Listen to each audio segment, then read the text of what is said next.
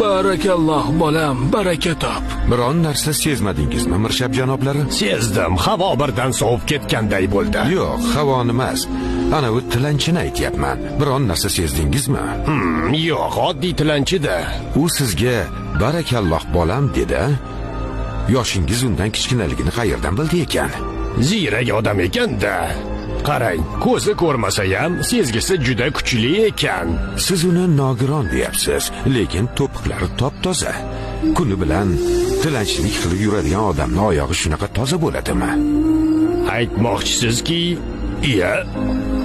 Qani u bir pasda qayoqqa yo'qoldi? Yaxshilikcha aybingni tan ol. Shunda o'zingga yaxshi bo'ladi. Men Yevropa qo'shinida xizmat qilaman. Arabchani yaxshi bilaman. Qo'mondonim meni vaziyatni o'rganib kelgin deb yuborgan edi. Nega aynan masjidning yonida turibsan? Chunki masjid musulmonlarning qalbi hisoblanadi. Masjidga kelganlarga qarab davlatning qudratli yoki zaif ekanini bilib olish mumkin. Masalan, u yerda nimani bilib olish mumkin?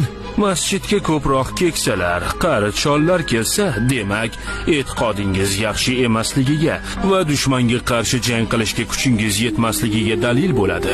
Aksincha bo'lsa, xulosa ham aksincha bo'ladi. Ya marhaba.